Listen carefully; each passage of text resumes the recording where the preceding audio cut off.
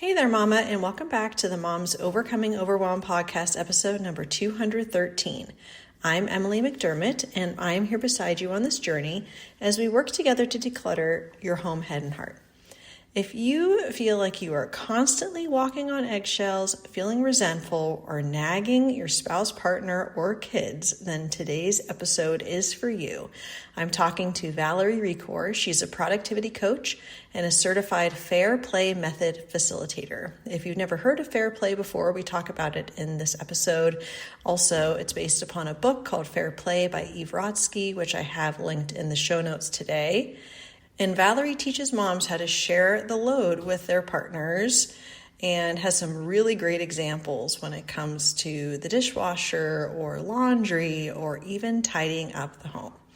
So you can learn all about Valerie today in the show notes. She is a productivity coach. She's married and mom of 2 tween girls. And she really understands what it means to feel like you're doing everything by yourself, but then also take the steps in order to share the load. So without further ado, grab that notebook and pen, and let's dive into today's conversation with Valerie Recore. Hey Mama, are you tired of your cluttered home and mile-long to-do lists, but are too overwhelmed to know where to start? Do you lack the time and motivation and don't think you'll ever conquer the clutter? You're in the right place. I'm Emily, wife, boy mom, and declutter coach who has overcome the overwhelm in my own life through decluttering and simplifying. I believe every mom deserves the peace that comes from a clutter-free home. Ready to get your life back? Let's declutter your home, head, and heart together. Well, hey, Valerie, thank you so much for coming on the Mom's Overcoming Overwhelm podcast. I am really excited to chat with you today. Yeah, thank you. I'm happy to be here. I'm looking forward to this conversation. Yeah, so we connected through the Supermom summer camp, which is so fun. I'm like, when do I get to be a camp counselor? Apparently, I get to do it at the age of 44. So that was amazing. And there were so many great speakers. And so you and I connected, and I was like, oh my gosh, need to have you on the show because I have not yet spoken about this particular aspect of overwhelm, which, we were talking a little bit offline about the invisible load and like the mental load of motherhood and how a lot of times we're responsible for all of these things and we maybe don't even think about it, but we're still doing it all the time. And then we're like, why am I exhausted? Like, why, Mhm. why do I not have energy for anything? And so we're going to kind of dive into that and tap into your experience as a certified Fair Play Method Facilitator and what that entails. But first, I'd love it if you could introduce yourself and tell us about you and your family, how you serve women and men, I would assume, and maybe like one thing you like to do just for fun. Yeah. So I am married, a mom of 2 tween girls. They are 10 and almost 13, as I am reminded about often. We also have 2 elderly cats in our household. I love to read and hike and would love to travel more, although I've become more of a homebody the last few years, but we're tiptoeing back into that adventure of traveling more. As far as my work, I'm a productivity coach and, as you said, a certified Fair Play Method Facilitator, which is a mouthful. And we'll get into what the Fair Play Method is. I teach moms to share the load with their families without walking on eggshells, nagging, or feeling resentful. I think a lot of us can understand that. And really, just through our work together, I help moms just really stop feeling like they are doing more than just checking items off their to-do list. They're focused on their priorities and really are able to spend time with their families because they're not doing all the things. And that's through mostly one-on-one coaching right now and some group coaching as well. Yeah. That's Um, awesome. Yeah, very much appreciate it because I have definitely been in the martyr mindset before where I'm like, nobody helps me. And if I didn't do this, nothing would get done. And definitely feeling the resentment, not so much in like all that I do, but the fact that people in my home seem oblivious mhm. to like what is happening or like what needs to be done for things to function. And I've really had to work on that in myself, especially when it comes to the contributions that people are making within the home or within our lives. And yeah, so it's been an area of growth for me, we'll put it that way. But I would love kind of to hear a little bit about an example from your own life when maybe you felt like the burden of managing your home was completely on you or mostly on you, and you maybe felt a twinge of resentment or felt like a martyr mom. And maybe this was prior to getting certified, but I would love it if you could tell us like kind of what was going on and how did you shift your mindset to be kind of more in this proactive rather than like resentful reactive mode? Yeah. So I certainly, my husband and I, once we had kids, fell into that very traditional roles, which I would never have expected before that happened. But I've always had the more flexible job even before we had kids. And so it was just easier for me to pick up a lot of that stuff. And we just fell very easily into those roles where I was just managing everything. And I talk about the dishes a lot in the dishwasher because I think we all know we all struggle with the amount of dishes, especially if with kids in the house. And so for me, where I was starting to feel very resentful was with our dishes. I felt like every time I walked into the kitchen, there were dirty dishes on the counter. Maybe the dishwasher needed to be emptied. It just, there was a lot. And it felt like the dishes were talking to me, like they were taunting me, like, hey, you have more time. You should be the one in here dealing with it. And so at some point, I think I had heard of Fair Play at this point. I wasn't certified, but I'd probably read the book and was just like, all right, we're going to try this. And so I sat down with my husband one day and was just like, hey, I really feel like the dishes are taunting me. Like it is my responsibility to always deal with the dishes. We both, I forget what else. So it was just like, I'm just tired of feeling like it's my responsibility. And he was like, I don't even think about the dishes. I know that at some point, one of us will get to them. And I was like, but that's the problem. Like at some point, like what does that mean? Can we define when the dishes are going to be dealt with? Because usually it would just be me at some point during the day dealing with the dishes. Like we run our dishwasher twice a day sometimes, like in the middle of the day and evening.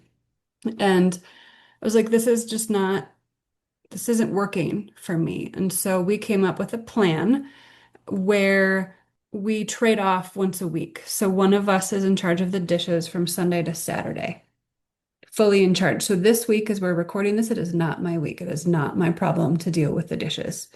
And we set up just some guidelines around that. Like by Sunday morning, all of the dishes have to be done. Like we can't leave the other person with a mess on Sunday to clean up.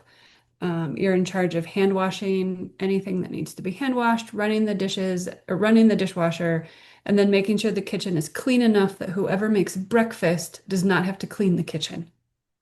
And that was sort of the guidelines. And so whether that means, you're just running a bunch of dishes on Saturday because you're behind, or you keep up with it throughout the week, like that's, I mean, obviously we need clean forks, so you can't just let it go all week. Like that is also part of it. But and it has really, we've tacked on other tasks to that over time, but that was where we started. That was sort of our entry point was, look, the dishes are really stressing me out. We cannot just leave it to somebody will get to it at some point. It just needs, we need somebody in charge. Yeah. So that was where we started. I was just tired of dealing with them and it's worked. We've been doing it this way for several years now. That's a really great and very relatable example for sure. And I was mentioning before we hit record that my husband and I have a pretty good system in place, like as far as like who's doing what and whatever. But I would say I am definitely, number one, the default parent, number two, the default person for the home, because when my kids were born, I was a stay-at-home mom, and now I'm work from home with my own business. So I've always had more of the flexibility. And there's always been a couple things that I just really detest or I feel like he has more knowledge about. One of the things is like maintenance of, we don't have a lawn, we're in a townhome, but maintenance of like garden stuff, like weeding and Mhm. pruning and whatever. And I always thought, well, he's the one, he does like the outdoor stuff, so he's the one in charge. Not, no. Mhm. So nothing was getting done, and I'm like, I, I, do you want me to weed and prune? Because, and he's like, well, yeah, I mean, you were just doing it. And I was like, well, I was doing it because you weren't doing it. So that's a perfect example of like, even though we have other things dialed in with like making the bed and unloading the dishwasher and the laundry, and like we have all that kind of dialed in, there's still kind of like my lack of communication was his signal that, oh, she's handling it. But we had never spoken about it. So then it was an area of like stress and resentment for me. So Mm, now it's like, okay, who is responsible? Like, what are we doing? Like, how often? Because the other thing I've noticed when it comes to a partnership or marriage is the other person certainly doesn't want to be micromanaged or mm-mm, nagged. So it's mhm. like if he says, I'm doing it, and it's not in the time frame that I would like or in the way that I would like, I need to be quiet because he told me I've got this and it's my responsibility. So I'm sure a lot of people can relate to that. And I love how you're talking about like picking an area where that's like really bothering you or really stressing you out, or like where you find there's a lot of that resentment. Do you find that most people start with like the dishes or the laundry, or where do you find most people start as far as it goes? Yeah, I mean, I think the dishes are a great place to start because they're always there and it's easy. There could certainly be other, I mean, really it's up to the couple as to where maybe there's an easier, maybe it's just talking about the trash or who's getting the kids out the door or even bedtime, right? My husband and I trade off bedtime every night. One of us puts the kids to bed and we still read to our kids. I will read to them nightly until they like no longer want such a thing. And so we trade that off every night and we have since they were younger. And so maybe you start there with and like the other person is cleaning the kitchen and you trade off every night. So what does that look like?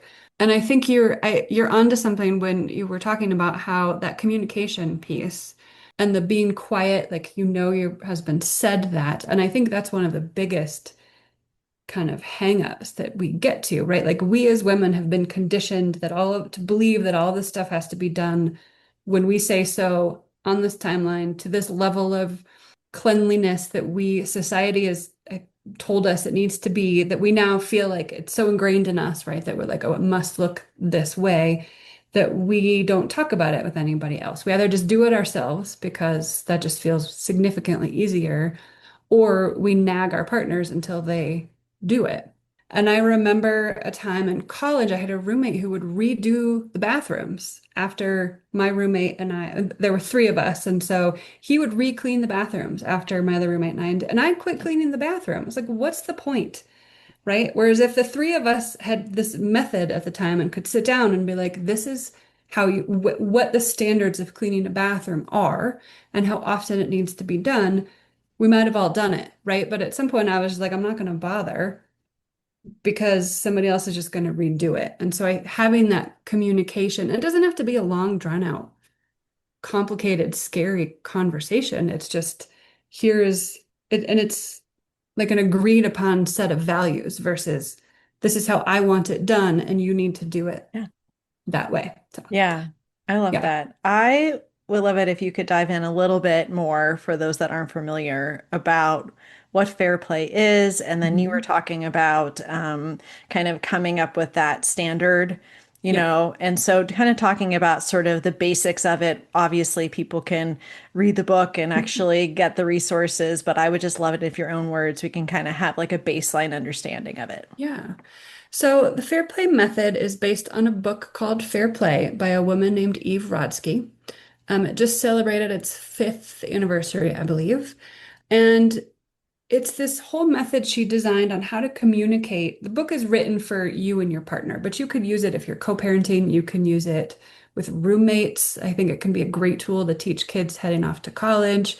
You can use it with your kids if you're a single parent. Like there's so many different ways. For the sake of this conversation and the coaching that I do, it's for a heterosexual couple that lives together, really. But it talks about how you talk about something with your partner. You define your values, and then you really talk about what how you complete a task from conception to planning to execution. And you can use it for what do your holidays look like? What do your birthday parties look like? To who is taking out the trash and cleaning the bathrooms? Like it has so many different ways that or places that you can use it. And the goal is to get you to a place where things are happening in a way that isn't mom being in charge of everything or one person being in charge of everything, just telling everybody what to do. Like today, I made my kids a to-do list on the refrigerator. I was just like, I need to go focus on my work. Here's what I need you all to take care of today. They're old enough that they should have been able to figure that out on their own, but for the sake of today, it just felt easier for me to do that. But the goal is to get to where my kids can look around the house and be like, okay, I need to take care of these things today. I need to put away groceries, and they can see that there are groceries to put away, and they can know that they need to put them away without me telling them there are groceries to put away, or laundry, or kind of whatever that looks like. But it's having that conversation around all of these tasks and talking about them regularly. Like we do talk, my husband and I, about, okay, how is this, how are the dishes working? Does this plan still work? Because our phases of life, our seasons of life change. As our kids get older, different seasons, like we need to switch up what we're doing. Just a couple weeks within the last couple weeks, we're getting the kids involved and helping to clean up dinner. So teaching them how to put food in the Tupperware and wipe down the counters, and like this is all that entails cleaning up dinner because it was always one of the grown-ups doing it. I was like, they're old enough, they can help load the dishwasher. It is time to do this. Yeah, is that clear? Does that make Yeah. sense? Well, when you're talking about loading the dishwasher, I have a really, I think, helpful example in my own household, which is we're trying to have the boys now put the dishes in the dishwasher after, we got it down pat, bringing it from the table to the sink. Like they're good with that. But it's Hmm. sort of that extra step. And the other day, my youngest just kind of takes his plate and he puts it in the dishwasher. And I'm like, "Oh, buddy, you gotta rinse that off." And he's like, "Oh, well, Daddy says that we don't have to rinse it." And I'm like, "Oh, really? Did he say that?" And so it was one of these like random things where I'm like, of course. I mean, it's funny growing up, my mom, she still does this, where everything is rinsed off to the point where it's practically washed and cleaned anyway, but you're Hmm. still putting it in the dishwasher. And I'm very sensitive to smell. So for me, it's like a smell thing. Like I don't want to Hmm. open up the dishwasher and be like, whoa. And so it's just more me being able to talk to my husband and be like, what is our minimum standard of care for the dishwasher? Yep. Are we rinsing or not? Because if I know as soon as these go in, like at dinner time, we're just going to run the dishwasher at night anyway, because that's what we do. I don't mind if there's some food on there. But if it's breakfast and it's like I'm having to smell it the whole day, like that's an Hmm. issue for me, which he probably doesn't even know. He just thinks I'm being like extra because I'm rinsing my dish. So that might be like one example with just within the is it working, not working, being Hmm. able to be looking at that minimum standard of care and making sure that everyone's on the same page because it Yep. might be that people are having different opinions, but for reasons you may not understand, like I can't stand the smell of food in the dishwasher. Yeah. Yeah, that minimum standard of care is huge. So that the MSC is a big part of fair play. And that is where those are the agreed upon values. And it's not a place for somebody to be like, well, my standards are higher, you need to meet them, or somebody else to be like, you need to lower your standards. These are like agreed upon standards. Like, how do you fold towels in your house? Right. So as my kids have been home this summer, I've been making them or asking them to work on folding towels. And some towels to fit in our kitchen drawer have to be folded a certain way. Other towels that live in our linen closet can be folded differently. And my husband and I grew up folding towels differently. And so it's that like having that conversation of, okay, they need to be folded in thirds in this way for the hand kitchen towels to fit in this drawer. The other towels can, I don't care how they're folded as long as they fit in this pile and aren't falling out. And having those conversations of this is how this needs to be done and why, right? Like as long as towels aren't falling out of our linen closet, that's okay, right? That might be different in somebody else's house. It might be they need to be folded a certain way and color coordinated because it makes it easier to grab a towel when I need to go put them in the kids' bathroom or I don't know, whatever that might be. But it's having that conversation around what is that minimum standard of care that is deeper than, but this is the way I've always done it. and I need it done my way. Like I could probably fit more dishes in the dishwasher than my husband does. Sometimes I get in there on a Sunday and I'm like, what happened in here? And I like rearrange it because it's my day and so I get to do that. Any other time, like it's hands off because it just, who cares? Like I'm not gonna stress about this. And I know I have a friend who's similar to the cleaning the bathrooms. He was arguing with his wife so much because she kept coming in and reorganizing the dishwasher, and she was just like, "Why should I bother loading it if you're going to redo it?" And Yeah. you could talk about, hey, when I like the way our dishwasher runs, if you put Tupperware on the bottom, it goes flying everywhere. And like, so it's like, okay, we can't put plastic Tupperware on the bottom of our dishwasher. It has to go on the top rack. Otherwise, it like ends up somewhere else in the dishwasher. That is like we can come up with that plan, right? And if he puts something on the bottom, or sometimes I forget, so be it. Then we have to rinse that one out or deal with it differently. But like getting into that why Mhm. and tying it back to values, if that's important, or like really getting into the why something needs to happen versus because I said so kind of mentality is huge and tricky. I fully understand that that can be very hard. I think the conditioning runs deep in moms for some of this. So some of that could just be some self-reflection of like, why do I need this done a certain way? Is it because something does smell or because I just want it done? It just looks better, or I don't know. But just spending some time, I think, reflecting on that can be helpful. Yeah. And you're reminding me that, there's so many, myself included, but a lot of women in my community that talk about how they don't have any time and they don't have any energy and they wish that people would help. But then if we're discouraging the people that are doing their best and trying to help, Hmm. then they're not even, like you said, going to try because they're just going to be worried about doing it quote unquote wrong. And Hmm. I would love your guidance on a specific example. I mean, I think the dishes is great and like all the examples we've talked about so far. But one of the, I don't want to say complaints, but some of the feedback I get regularly in my community is I'm the only one that cares whether this place is tidy. Like, I'm the Hmm. only one that cares that the backpacks aren't on the floor. I'm the only one that cares that the kitchen counter is cleared off. No one else seems to see it. No one else seems to do it. And even when I have systems in place where there's a specific hook for the backpacks to go on and there's a specific place for the shoes to go, they don't go there. And I feel like I'm constantly nagging and constantly telling my kids and my husband to do it. You can tell I get this, feedback a lot. And they feel like they're, carrying this particular load for the family where they desperately want to feel less stressed and less overwhelmed and to have a Hmm. home that's supporting them. And it's causing resentment and it's causing, breakdowns with their kids and their marriage and communication. So, Hmm. for a specific example of maybe keeping the house tidy, or maybe we'll go micro, and it will be like the mom who doesn't want to come downstairs after she's said goodnight to her kids, and then the house is a wreck and nothing has picked up. So, like, she's feeling like I'm exhausted, but the house is a wreck, and I don't want to be the one always having to pick up after the kids go to bed. So, how might Hmm. you help coach a mom in that particular situation? That is a great, that's just like the never ending question of our time, right?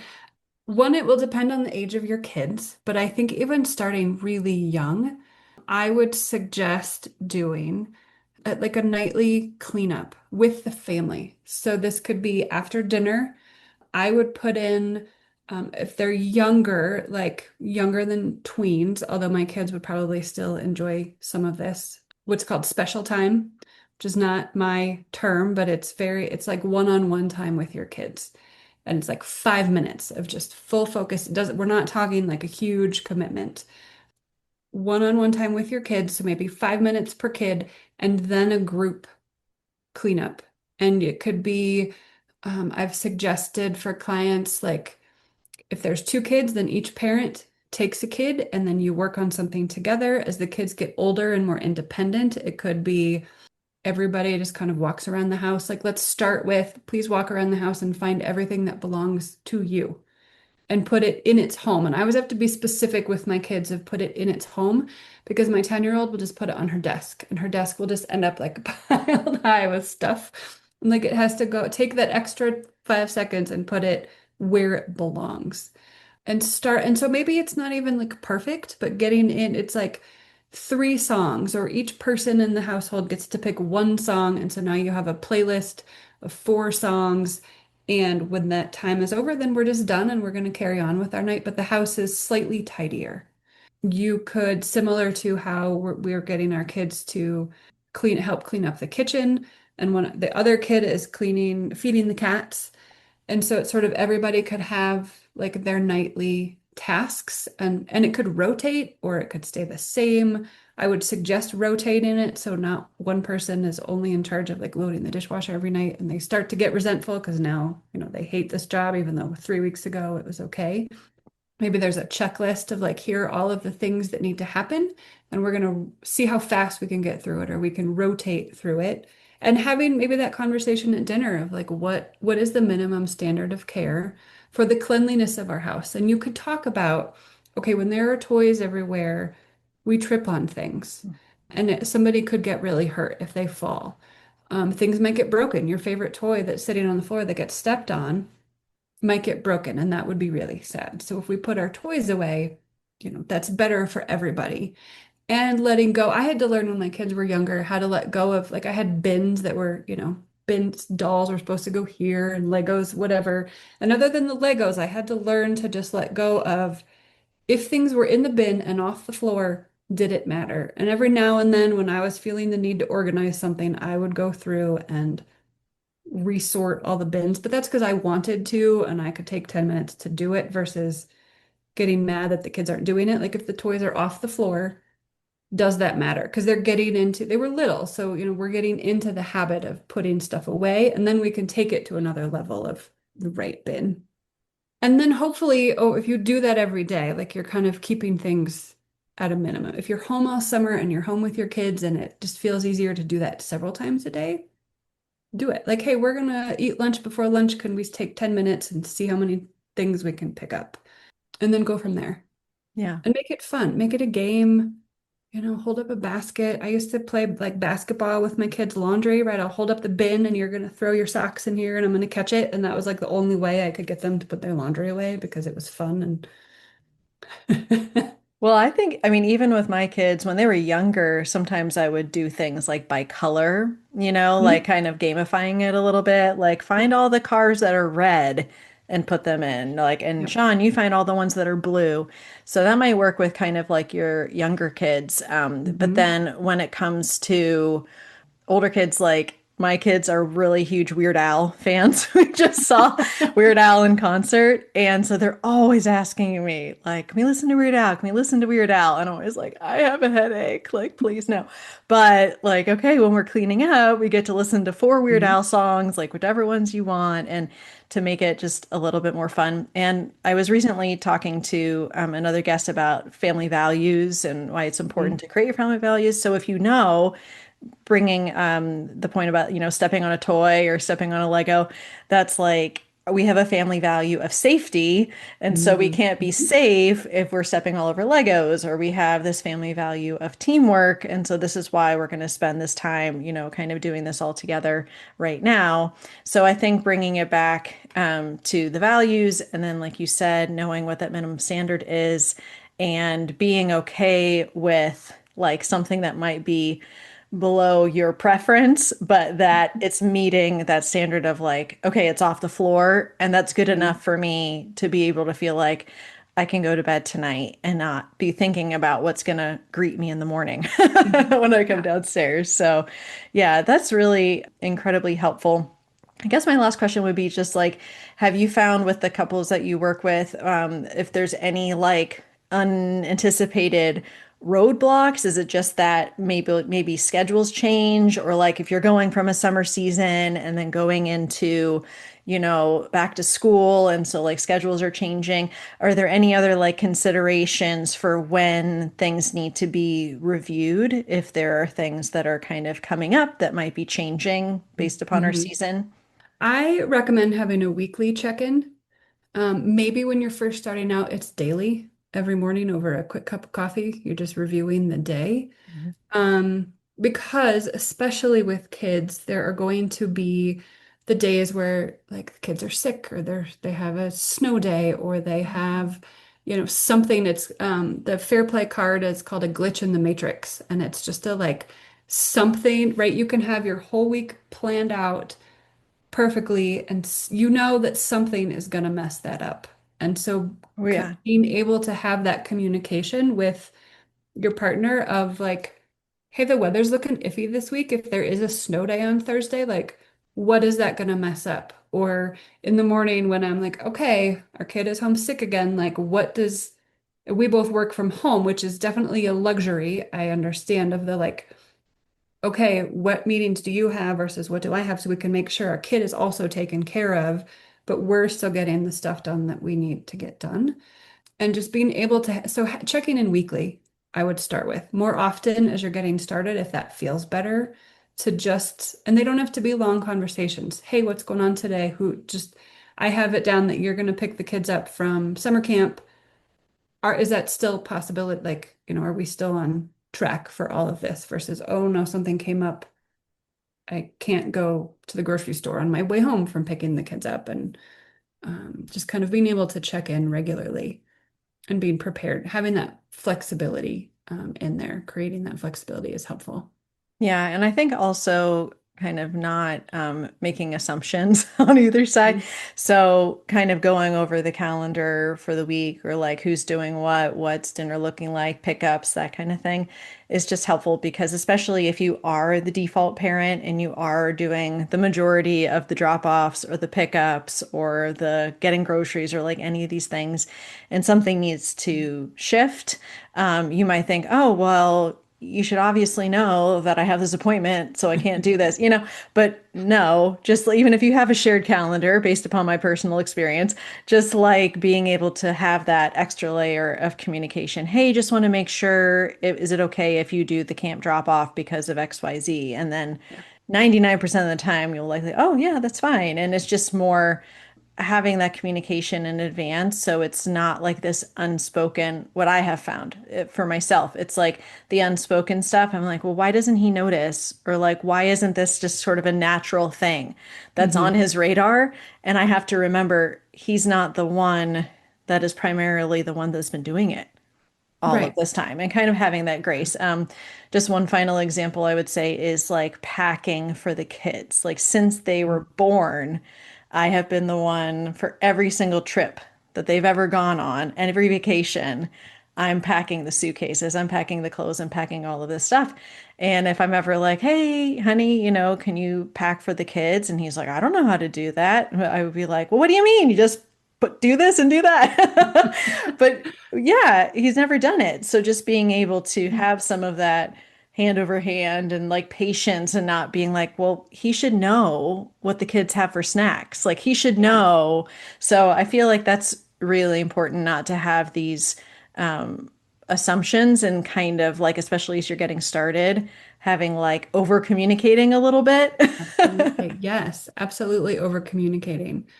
Because that we all fall down, we all get kind of stuck in those ruts, or we just do that. And yeah, just like you said, like our partners don't always know the details because they haven't had to. And I'm sure on our side too, we forget stuff that our partners take care of and don't even, like my husband does most of our groceries and takeout orders. And there have been times where I need to go order pizza and I'm like, I don't know what you order us. I just eat the pizza. And like we have gluten-free pizza and our kids have like I could order a cheese pizza, but like I don't know what types of pizza you've been ordering. Like they're good, but I don't know right from our favorite pizza place and I like panic. I'm like I should know how to do this, but this hasn't been my department in so long that I don't know. And so kind of how do we communicate what that, all of that stuff. And sometimes I think it's okay to have those departments such that I don't know how to order a pizza because somebody else does it all the time.